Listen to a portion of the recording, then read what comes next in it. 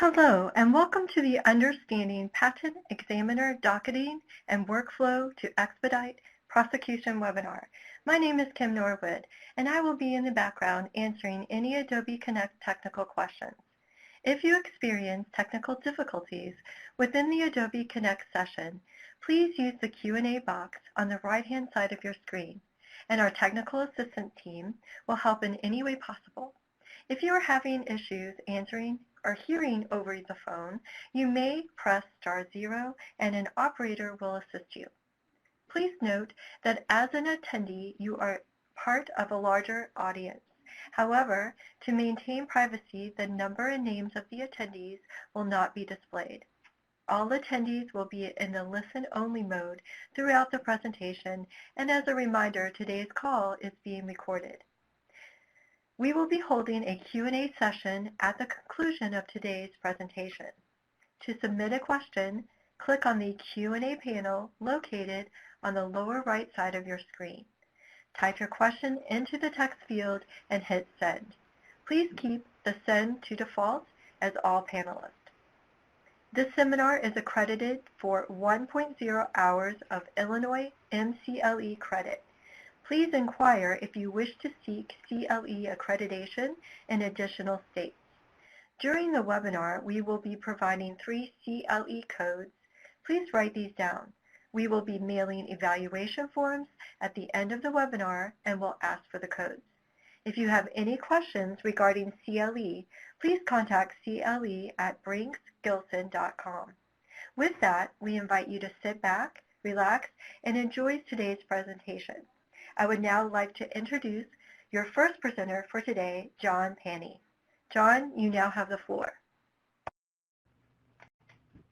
Hi, everyone. Welcome to this installment of our continuing series, Peeking Behind the Curtain, explaining the inner workings of the U.S. Patent Office. I'm John Pani, and I'm here with my colleague, John Freeman. So thank you so much for joining us. First, today, I wanted to give you a brief overview of the PTO's docketing and workflow technology, since it ties into a lot of what we'll talk about later and also affects how your applications are processed. At the end of fiscal year 2015, there were close to 1.2 million patent applications of all types. That includes utility, plant, design, and reissue that were pending at the office in various stages of examination. Due to the number and variety of applicant filings and office actions that are associated with that level of activity, the information technology that the office uses to process applications, it plays a major role in its interactions with applicants and their attorneys. And that's important because the office is currently in the process of a major revamping of its patent application processing tools. It's moving to a single software platform that's called Patents End-to-End, which will manage examination activities and will integrate with both existing systems and some other systems that the office is developing, for applicant access, which will eventually replace EFS and PAIR. However, currently the office employees are still using legacy tools for many of their examination duties. These legacy tools are designed to work with an electronic file record, which is called an image file wrapper, or IFW, which contains an application's documents. Those documents are stored as electronic image files that were made by either scanning paper documents or by capturing submitted image files. So this is why you need to submit PDFs as your filings on EFS. The legacy system simply is only built to handle image files.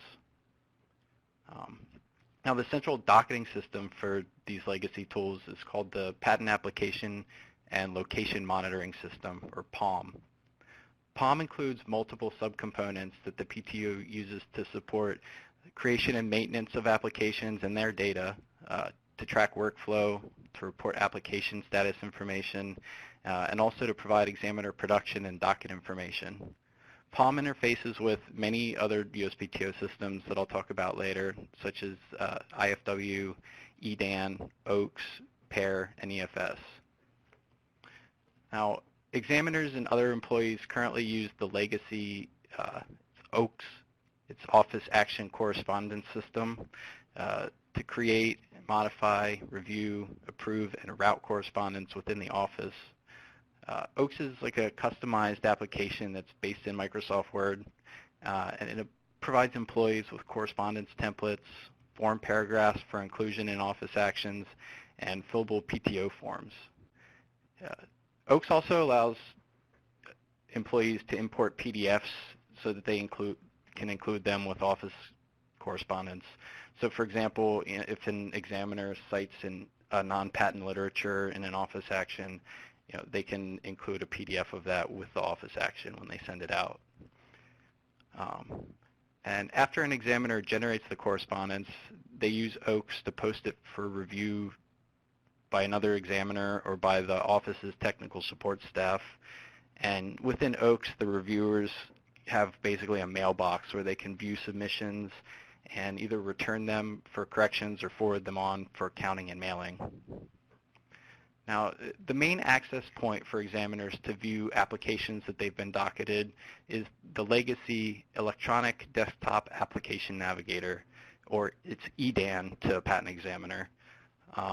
And that's basically a graphical user interface that accesses patent application documents in IFW and then displays them to the examiner in an organized manner. As you can see from the image, it lists applications and associated information about the applications, the serial number, the current status, classification, the title, and then also production values and workflow information.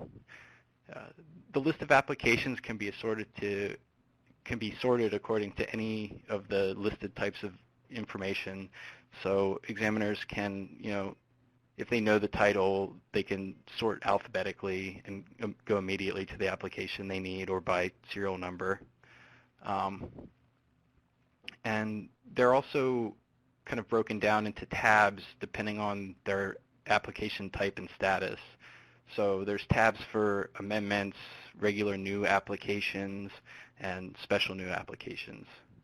And once an examiner finds the application they're looking for, they can click on the application listing and then bring up another menu that will show kind of all of the documents in the image file wrapper for that application and bring up images of those documents kind of by just selecting them.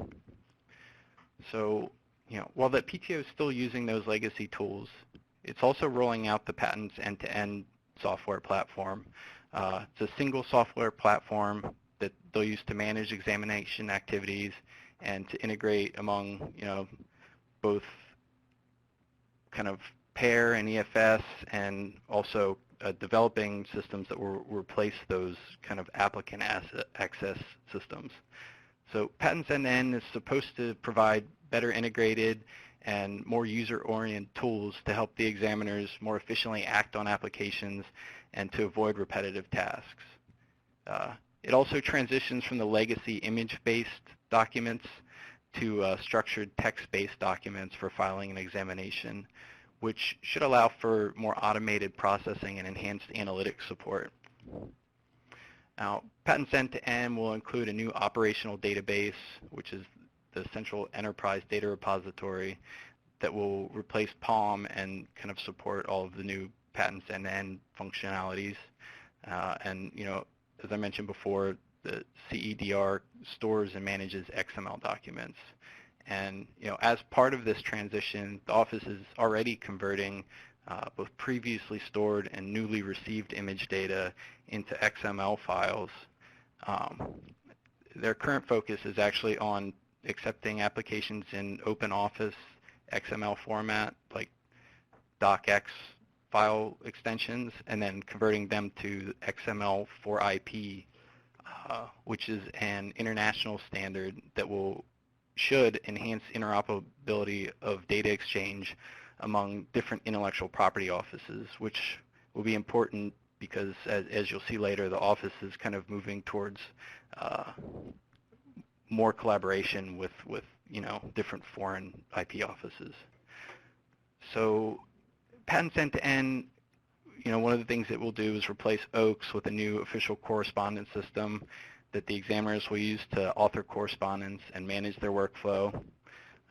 It'll also integrate with a new docket and application viewer, or DAV, in a way that's not possible between the legacy OAKS and EDAN tools.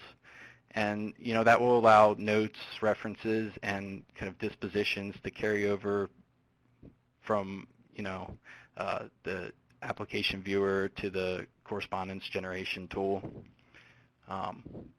The docket and application viewer was actually already released in March of 2015, and it provides examiners with a docket that has multiple views and allows them to open files from more than one application at the same time, neither of which were available in EDAN. It also includes a planner so that examiners theoretically will be able to prioritize their work more efficiently. And because the application files will be in the XML format, it introduces some new docket claims and application management tools, such as an integrated IDS viewer, electronic notes about the application, automated searching for text in application files, and the ability to automatically generate and output claim trees. Now, I left the office just before the DAV was rolled out, so I haven't actually had the opportunity to personally use it, but this is an image from a PTO document, which gives you kind of a general idea of what examiners will be looking at, on a daily basis when they manage their docket. So the DAV generally seems to organize and display the information pretty similarly to the way that EDAN did, actually, but it has, a more updated and more interactive user interface, and, there's thumbnails of the application drawings so that I think that they can get to their applications more quickly. So the Patent Office's move to patents end-to-end actually has the potential to change the way that we all correspond with the office. Once it's implemented, you'll be able to electronically file applications and responses as text documents without needing to convert everything to PDFs. And you also have the opportunity to receive office correspondence and other file documents in XML or DocX formats. You might have noticed that in the IFW tab in PAIR, next to the column of boxes that you use to select PDF files to download from PAIR, there are already headings for kind of a similar setup where you'll be able to download XML and DocX versions of the files. So I haven't seen any application where those are actually active yet, but the goal is to, activate that and provide direct downloading of the text-based kind of application document formats. So that should provide, with some new practical benefits like improved text searching, copy and paste from office correspondence, and it also might come in handy if, for some reason you don't have a text version of the application or the current claims available, and you'd like to access one and be able to maybe draft an amendment or, a variety of reasons. But, beyond those kind of practical benefits, the hope is that this change was actually going to provide more systemic benefits, and that's because these better integrated examination tools should make it easier for examiners to do their jobs efficiently and lead to more efficient examination of applications overall, which could have the kind of trickle-down effect of resulting reduction in average application pendency. And the patents end-to-end system also has the potential for the PTO to provide applicants with a variety of new prosecution-related alerts and to provide those alerts in real time. I'm not sure if these new alerts are kind of planned while EFS and PAIR are still the applicant dashboard, but it would be interesting to see when they roll out, whether that's now or kind of with the completion of the e-commerce modernization product. So now you have kind of a general idea of the technology that the office uses for processing applications. I thought we'd move on to the people that are using it. So the PTO employs over 9,000 patent examiners, and they're performing a variety of docketing and workflow management functions kind of as part of their overall task of examining applications. They're supported by a large staff who handles docketing tasks that are critical to the examiner's ability to examine applications. The most relevant to today's discussion are probably the Office of Patent Application Processing, or OPAP, Legal Instruments Examiners, or LIEs, Supervisory Patent Examiners, or SPEs, and Primary and Assistant Patent Examiners. Now, OPAP basically performs the initial processing of any documents that are submitted to the office. That's for both newly filed applications and for follow-on papers for already pending applications. So for newly filed applications, OPAP will index the documents, assign a serial number to the application, and then capture and store the documents into IFW. It also performs a pre-examination formalities review. So it's OPAP that determines whether all the necessary documents have been submitted for an application to be granted a filing date, and it also determines if those documents that comply with various office formalities, like whether the drawings are properly labeled. So it's OPAP's work at this pre-exam stage that determines if an applicant receives a notice of missing parts or a notice to file corrected application papers. After the pre-exam formalities review, OPAP then forwards the application for initial classification to determine to which technology center the application should be initially routed, and then assigns it to that TC. Yeah, John, this is John Freeman. Can I just come in with a comment or two? Yeah, please do. Yeah, I think an important thing to keep in mind is that the linchpin behind the routing of applications to the various technology centers, art units, and examiners is the classification of the invention that's being claimed in these applications. The classification of an application can mean the difference between a difficult prosecution process and a normal process. Take, for example, software/business method applications. Depending how they are classified and what technology centers are associated with that classification, it can result in disparate results regarding such issues as patentable subject matter under Section 101. In view of the importance of this classification in the examination process, John and I are actually in the process of researching this topic so that in the future a webinar can be presented to everyone to try to talk about the ins and outs of the classification system.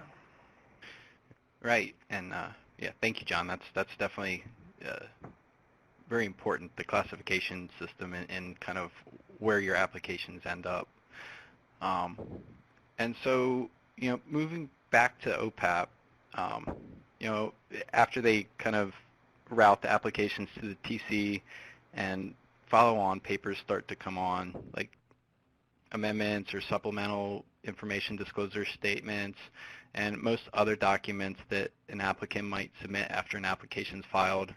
OPAP does further initial processing on those, so it'll again index and capture the documents into IFW and then forward the follow-on papers to the appropriate group of legal instruments examiners. Okay, at that point of time in these webinars, we need for you at this time to put in the first CLE code, number 1, and that magic word is docketing.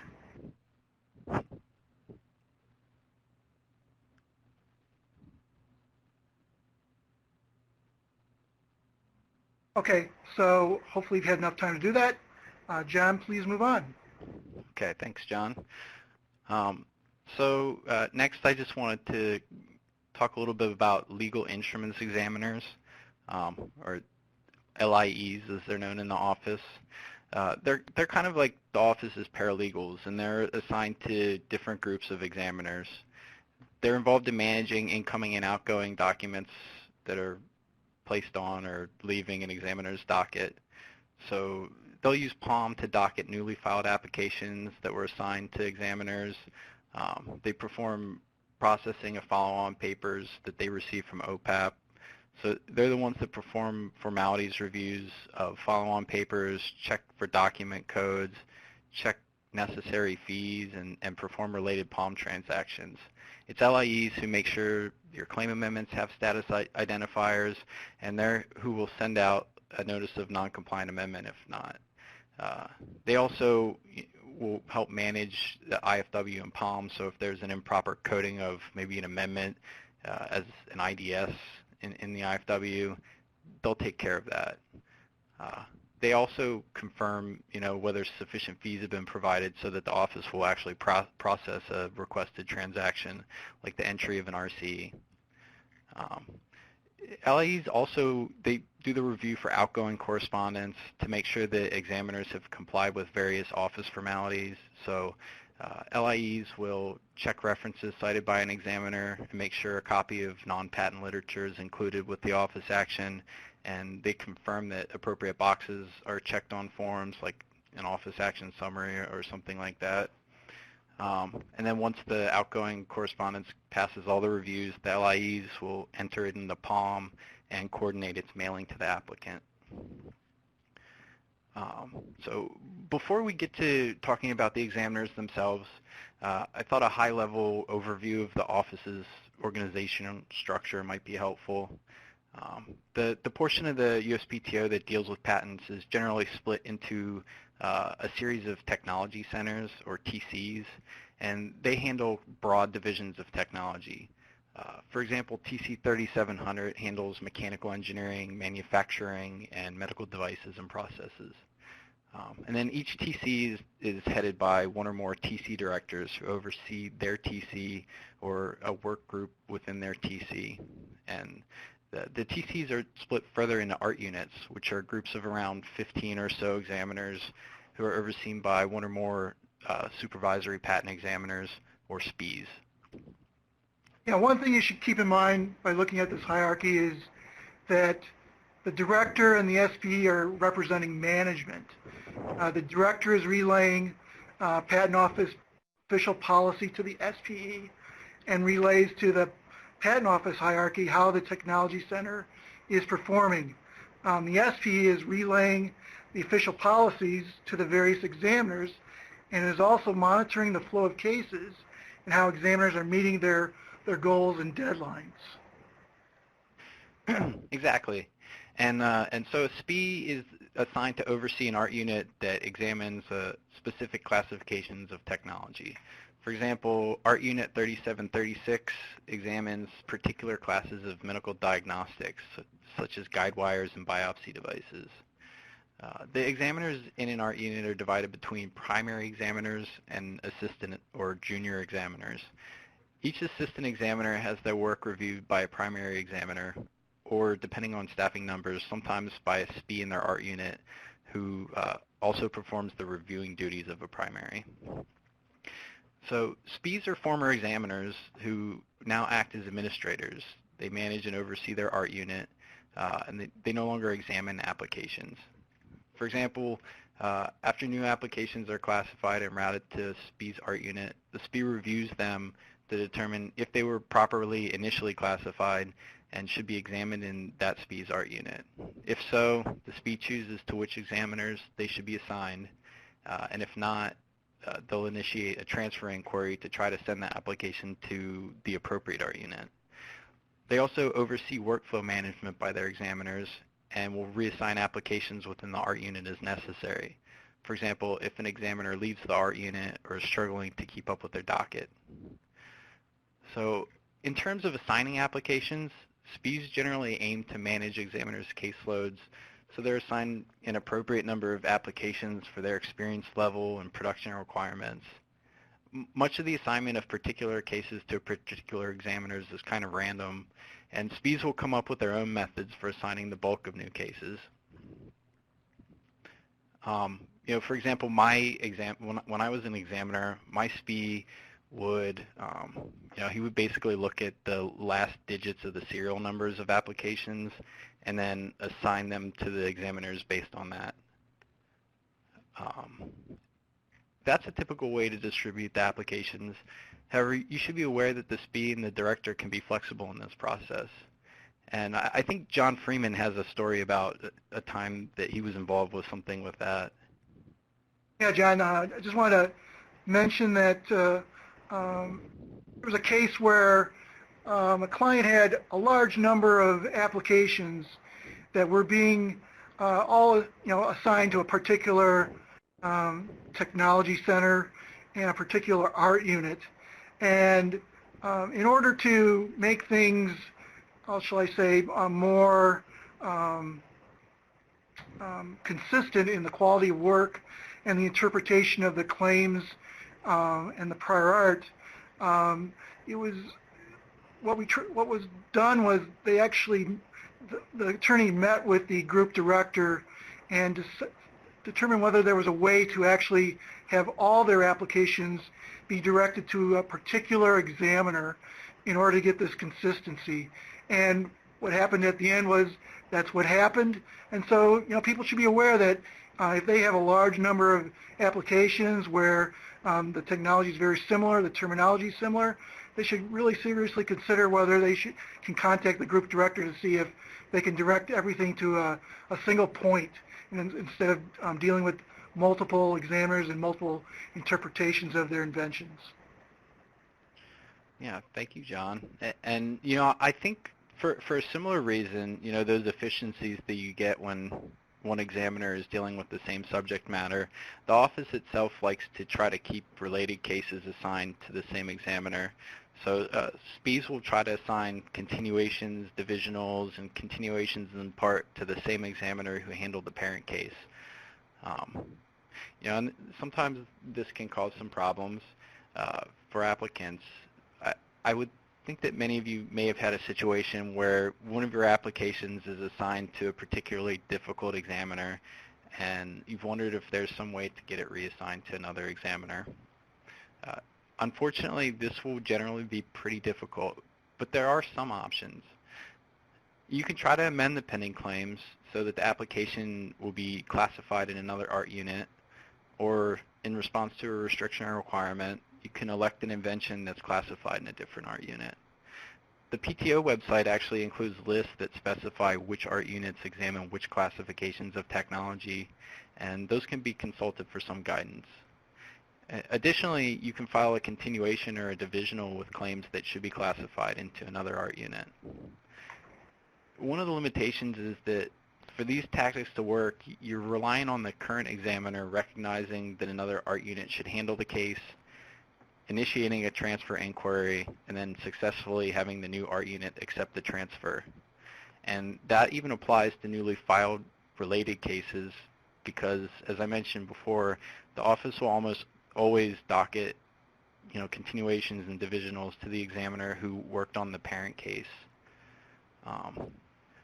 One other option, if you're receiving particularly unreasonable treatment from a particular examiner, is to consider moving up through the PTO hierarchy to try to address the problem.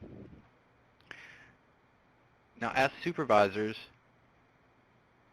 I should ask, bring up that that the SP and the director they can be flexible in this process.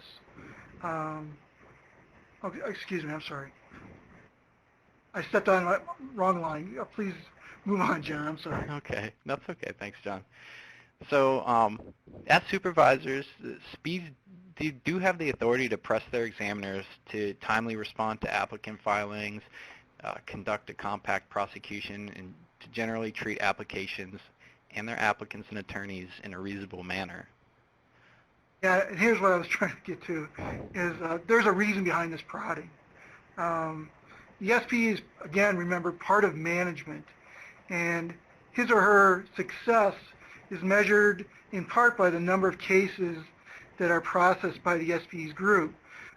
Also, the SP may be due a bonus, financial bonus, if the group processes cases above its quota. So that shows why this SP is very interested in how cases are flowing through that art unit. Right, and besides those kind of personal motivations, SPEs are actually officially obligated to help move prosecution along.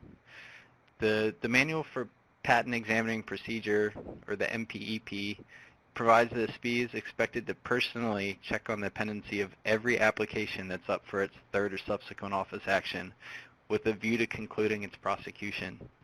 Similarly, any application pending 5 years or more should be carefully studied by the SPE, and every effort should be made to terminate its prosecution. Now, I don't know if that's actually going on. John? Yeah, in my 4 years that I was at the Patent Office, I was not aware of the SPE getting that involved in delayed cases like that. Yeah, I would say my experience aligns with you on that one, John. But, those provisions, they are in the MPEP, and that's official office policy. So they provide some authority that you can point to when you're hoping to work with the SPE to move things along. Now, I wouldn't necessarily recommend trying to involve a SPE every time you think prosecution's dragging along or you're being treated unreasonably. But there are some times when it's worth a try. And, one of those is if the application's been pending for a long time and it seems like the assigned examiner is needlessly prolonging prosecution. This is especially true when your position seems objectively strong and the examiner seems unreasonable. At this point, you can call the SPE and respectfully explain the situation.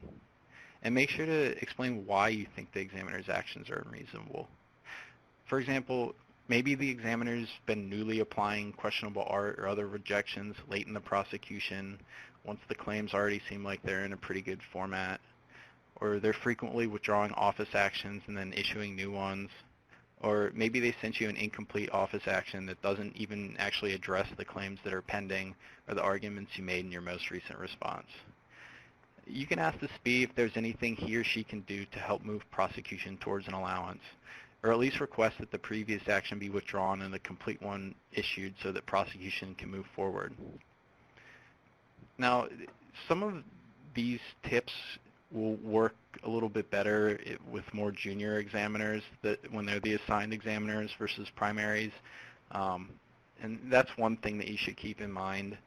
And another is that you should always, before contacting a SPE, try to work things out with the responsible examiner, and then move up the PTO hierarchy if you're unsuccessful. The SPE may be unwilling to step in otherwise. Yeah, just as an aside there, it's my experience that most times when I talk to an SPE, the first question out of his or her mouth is, have you contacted the examiner about this problem? And if the answer is no, the SPE is not going to be very happy. Yeah, and it can also rub examiners the wrong way when attorneys kind of immediately go over their head to talk to their boss. That can cause them to dig in their heels even further, which is going to make things worse for you in the event that the SPE sides with the examiner. And remember, you might have multiple cases pending in front of the same examiner, so it's usually preferable to try and maintain a good rapport with that examiner if possible.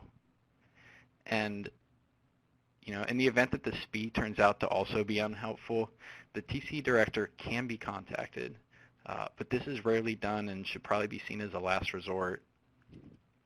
Yeah, I just have a few war stories about that. Personally, I've had to deal directly with a director maybe once or twice during my 25 years of practice before the Patent Office. But I do remember a case where the examiner was responding to at least 3 of my appeal briefs for a single application with his response every time to my appeal brief was a new rejection, wherein the art cited was no more pertinent than the art that was cited previously. I complained to the examiner and also to his SPE that the applicants were effectively being denied their right to appeal. That argument went nowhere, and so I was forced to, contact the director. She was very understanding of my situation, and we actually worked out a process where I would be given the go-ahead to have my appeal considered by the board. The interesting part about this story is that shortly after that meeting, I received a notice of allowance for that case. So sometimes it really helps to talk to the director. But one thing I would say is that directors will listen to you on issues regarding process, but I think they would not want to talk to you about legal issues such as anticipation or obviousness. For legal issues, I would strongly consider going the appeal route. Also, you can use the appeal as a leverage in the sense that, for example, if I have a number of cases before a certain examiner and not getting him to treat the claims in a reasonable manner, I will file an appeal to alert the examiner that the applicant is willing to fight for its rights. Examiners, they do not wish to take the time to prepare an examiner's answer in that situation, and so going through the appeal process and make the examiner more amicable to listening to your position, and I found that that works out a number of times. Yeah, I mean, I think that's true, you know, from the examiner's perspective, that they'd like to, you know, avoid having too much overview of their work if they think that the rejections are kind of questionable. You know, once you start getting into appeals, they have to go to appeal conferences where there's multiple conferees that are also looking at their work, and you know, so especially as John mentioned, if they know that you're potentially going to file an appeal, it might kind of cabin in their work product a little bit. But moving on to the primary and assistant examiners, who are the ones that are performing this substantive examination of applications. You know, both primaries and assistants are generally responsible for managing their own workflow according to the PTO protocol, and both groups will review their assigned applications to make sure they're properly classified for examination in the art unit. You know, all primaries and some assistant examiners have authority to initiate transfer inquiries to another art unit if they think it should be classified elsewhere. And you know, those transfers might occur with newly docketed applications that were not initially classified properly, or you know, due to some of the changes in classification that happen after docketing, which I mentioned before. You know, amendments to the claims, or you know, based on a response to restriction requirement. And you know, as I kind of alluded to earlier, the assigned examiner is generally who's going to decide whether to initiate a transfer inquiry on one of their cases. So it might stay with that examiner regardless of where it should actually be examined. Now, the main distinction between primaries and assistant examiners lies in their different levels of authority. Primary examiners have what's called full signatory authority. That means they're able to approve and sign both non-final actions, like non-final rejections and restriction requirements, and final actions, like final rejections and notices of allowance. You know, and when they sign them, that allows them to be sent out as official, you know, USPTO actions. Assistant examiners either have no signatory authority or partial signatory authority. Partial sig authority, it allows them to approve and sign only non-final actions. And then examiners without signatory authority, they have to have a primary examiner approve and sign all of their actions.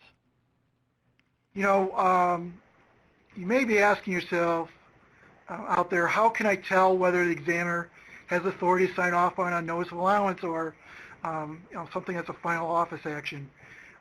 About the only way I can think of is look at the office action itself. At the end of that office action, the examiner is supposed to sign off on that office action. And on that page, if there's more than two people that's names are present, then the person that's signed off is not a primary. If it's only a single person that signs off on that office action, then you can pretty much take it to the bank that that person is a primary examiner. Yeah, definitely. Or else it's an assistant examiner that's done something that they shouldn't have done. And so, you know, as a side note, all SPEs are technically primary examiners. So they have full signatory authority, and they also, as SPEs, can approve additional actions. For example, a SPE's approval is required to reopen prosecution after an appeal brief's been filed, to enter amendments after allowance that change claim scope, or to grant various petitions or requests by applicants. And SPEs will also serve as one of the 3 conferees during appeal conferences. So they'll be voting as to whether to move, whether an examiner's answer should be issued. Now, one of the things that you should keep in mind when you're dealing with examiners is that they can't always respond to or even see a filing that you submitted, even if you can view it in pair already. Those submissions don't become visible to the examiner in EDAN or DAV until an LIE's docketed the submission to them, using POM. So POM's also used to change the status of an application, which needs to be set a certain way so that the examiner can send a response to the applicant. And if you're ever curious about an application status, you can look it up in PAIR's Application Data tab. Knowing this information about the status can occasionally help you work with an examiner and expedite prosecution. For example, sometimes during an interview, the examiner will make it clear that he really wants to work on the amendment you discussed in the interview right away. Maybe he has an upcoming deadline or wants to consider it along with a related case or while it's still fresh in his mind. Either way, if you decide to file the amendment, it can be a good idea to call the examiner and let him know it's been filed. And also mention that you'd be happy to have a follow-up discussion once he considers it. Once he's alerted to it being filed, then he can request that an LIE will expedite docketing of the filed amendment. And this can help you out by avoiding a situation where it takes some time for the amendment to actually be docketed to the examiner, and once it is, the examiner no longer wants to work on it. So calling the examiner also helps him out, and developing a good working relationship with your examiners can often really work to your advantage. I'd like to, talk about one thing though. When you're dealing with an examiner regarding examiner's amendments, be very wary. If your case is, for example, presently under final and you're nearing the 6-month deadline and this examiner calls you up and wants you to amend claims, make sure you receive a document with the PTO letterhead on it indicating that the clock has been stopped somehow. I've had many cases where the examiner is going to reassure you that a notice of allowance is going to issue shortly, but the clock is still ticking, so don't believe him or her. Insist on evidence that the clock is stopped. If none can be given, consider filing a notice of appeal or an RCE, and by those filings, that will give the examiner a little extra time to get the paperwork in and get those claims allowed. Yeah, that's a good point, John. And now, moving on into examiner workflow management, and this is kind of when examiners work on particular actions and what causes them to do that. One thing you'd probably be interested to know is the office does have an official policy regarding when examiners should work on particular applications. Generally, newly assigned applications should be taken up for examination in the order filed, unless they've been made special in advance for examination, which is an option we'll discuss a little bit more detail further. To make sure that old cases are cleared, examiners should give priority to the application on their dockets that has the oldest effective U.S. filing date. And different types of applications or proceedings are prioritized relative to each other. So reissues have top priority, for example, and then regular cases would be kind of at the bottom of the list. But in reality, as some of the examples have suggested, examiners have a lot of leeway to choose what to work on when. For example, as deadlines such as the end of the quarter or a fiscal year approach, they might go out of the official order and pick easier cases so that they can be sure to meet their production requirements.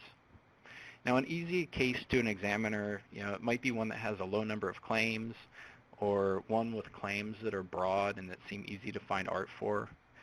Or it could be a case that the examiner thinks is close to being allowable. So the periods of time before these deadlines can be particularly effective times to try to make a deal with the examiner. It might come up that an examiner contacts you during these time periods to propose an examiner's amendment and, agree that they'll allow the case if you accept the amendments before the deadline. Or maybe you're aware of these deadlines occurring and, you can take the initiative to call the examiner and try to come to an agreement about allowable claim language. And once again, agree to file before the deadline if that seems important to the examiner. And this is another situation where if you do file an amendment, it's a good idea to call them and let the examiner know so that they can get it docketed in time. The ends of these quarters generally fall in late December, late March, late June, and on the last day of September. And the one at the end of September is also the end of the fiscal year. So that end of the fiscal year deadline is the most important one to the examiners because meeting their yearly production requirement is critical to them getting a good evaluation. So I've mentioned the importance of the production requirements for examiner evaluation, but docket management is also an important element of evaluation, and the rules for it have some direct effects on when examiners respond to different applicant filings. This is because the docket management element actually specifies an average number of days in which an examiner should respond. Now, docket management score is generated by looking at an examiner's actual response times for applications and comparing them with these specific averages. So in order to receive a good score, the examiner needs to complete responses at or below the expected averages. And that's how the office pushes examiners to process special applications more quickly than regular ones. Okay, it's that time. You need to put in CLE code number 2, October webinar. I'll give you a few seconds to do that.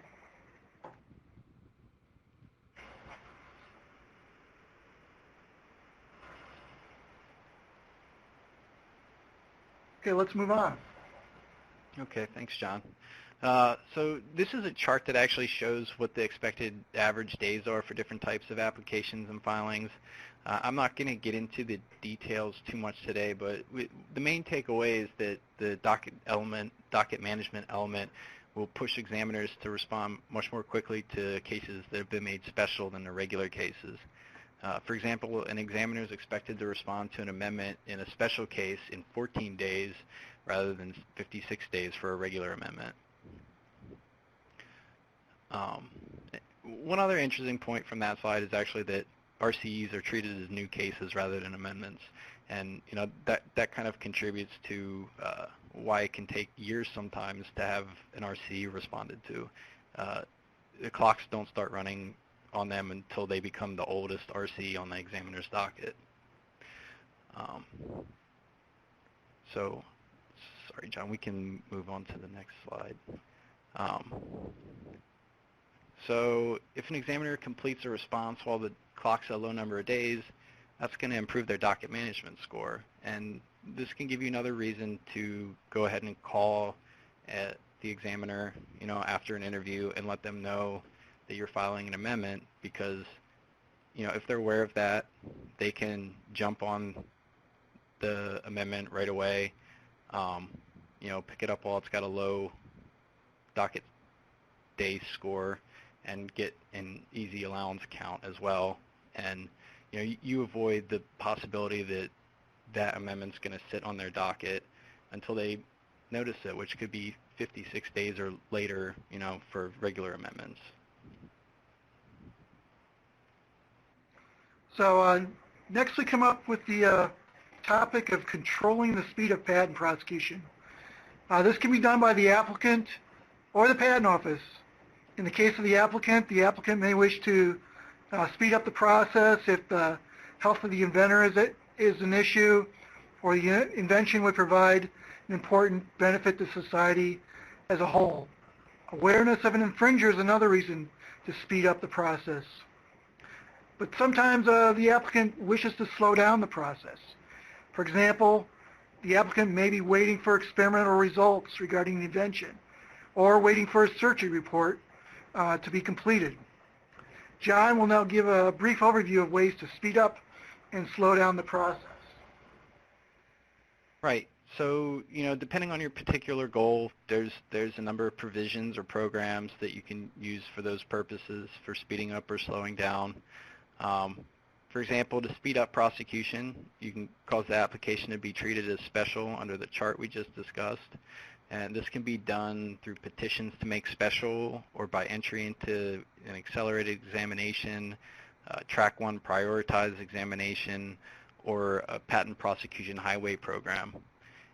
Alternatively, prosecution can be slowed down by suspending examination, deferring examination, taking extensions of time to respond to office actions, or by filing a continuation of an application. And some of the programs to speed up or slow down prosecution, they have fairly detailed requirements to enter and stay in them. So today we're just going to briefly touch on some of their respective highlights to give you an idea of what's out there and what you might want to look into further depending on your situation. So petitions to make special can be granted for a variety of reasons. Once these petitions are granted, the applications will be examined out of turn and more quickly than regular applications, as you've seen from the docket management chart. So the petitions to make special can be granted based on applicant's age or health. For certain types of inventions dealing with environmental quality, energy, countering of terrorism, and cancer immunotherapy. They can also be granted based on a collaborative search between the USPTO and the Japan Patent Office or the Korean Intellectual Property Office, and participation in the Patent Prosecution Highway pilot program is another way for an application to be made special. It's the Office of Petitions that decides petitions to make special based on age, health, the Patent Prosecution Highway, or under other pilot programs. And all other petitions to make special are decided by the Quality Assurance Specialist of the TC that the application is assigned to. Just briefly, for petitions based on age, there needs to be a showing that one of the inventors is 65 or older. And for health, you basically need to show that the state of the health of applicant or one of the inventors is such that he might not be able to assist in prosecution of the application. And neither of those petitions require a fee. The cancer immunotherapy pilot program, it's intended to complete examination of the application within 12 months of special status being granted. And to enter that, you need to certify that the application contains a method of treating cancer using immunotherapy, where with some particular requirements that are listed in the Federal Register notice listed on the slide there. And once again, there's no fee required for that one either. In terms of the collaborative search pilot programs, this is a situation where the U.S. and either Japan Patent Office or Korean Intellectual Property Office are working together, sharing search results, and in some circumstances, other work product. So that'll help to expedite both the search and reaching of a final disposition where there's corresponding applications being examined in the two offices.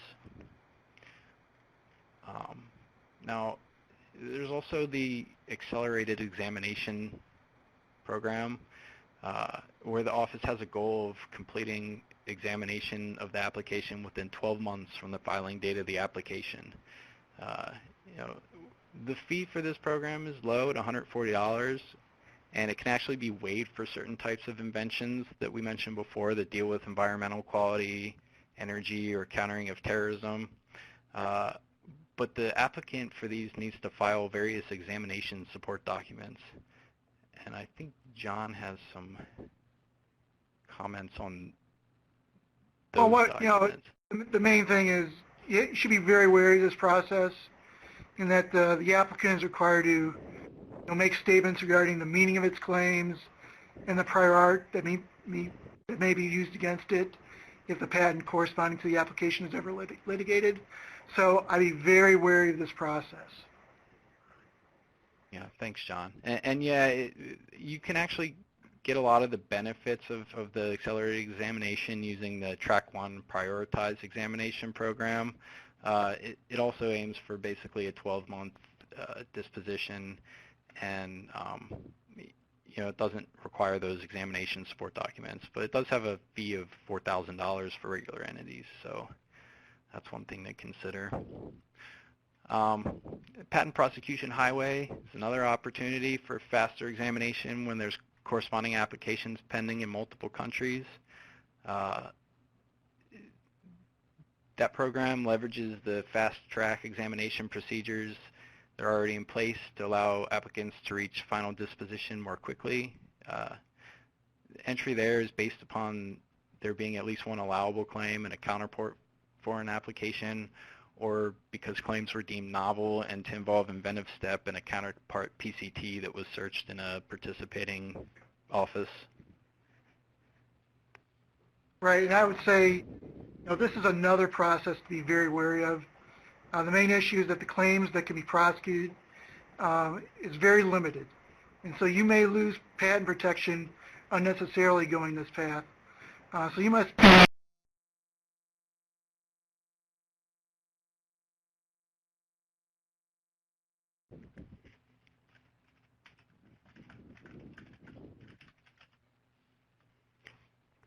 I think we might have lost John there, but one thing that I want to point out is that John is actually planning to give a presentation on the ins and outs of the patent prosecution highway in early November, so we'd invite you to check back in for that once its invitations are out. So as John was talking about earlier, there are times when it's desirable to slow down examination rather than speed it up. One reason might be so that an applicant has more time to gather evidence about patentability or develop an argument, or to understand how a competitor's product works to craft claims that will cover it, or for deferring the costs of examination. And one way to slow down prosecution is by suspending an action. This suspends the examiner's ability to issue office actions, and it can't be used where there's an outstanding office action or where the applicant's expected to reply. You have to watch out for these because they do cause reductions in patent term adjustment.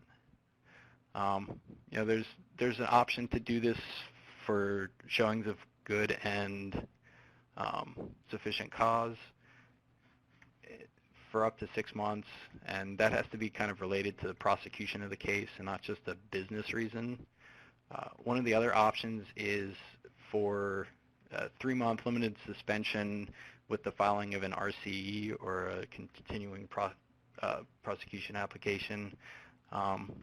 And these actually provide some nice benefits because you can file the RCE, request the limited suspension of action, and then have time to further develop an argument. One of the other options is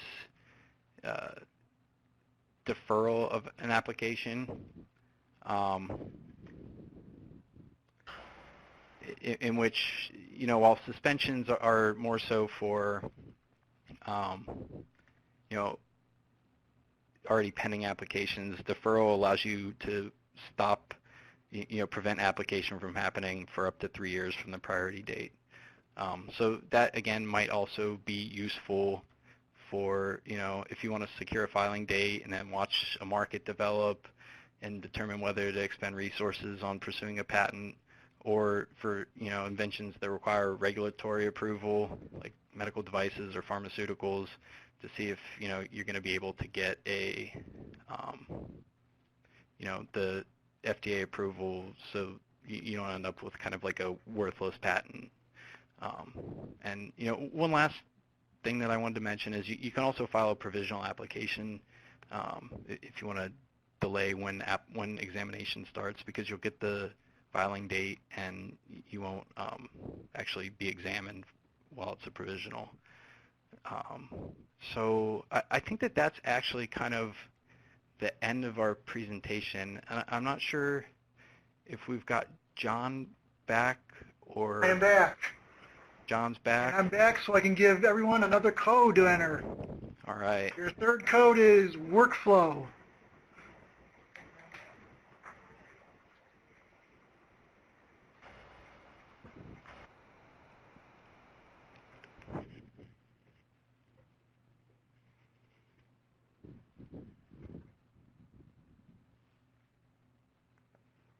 And that should be the end of our presentation.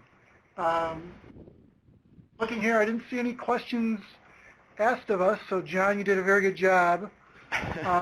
But John and I are willing to answer any questions that you may think of later on.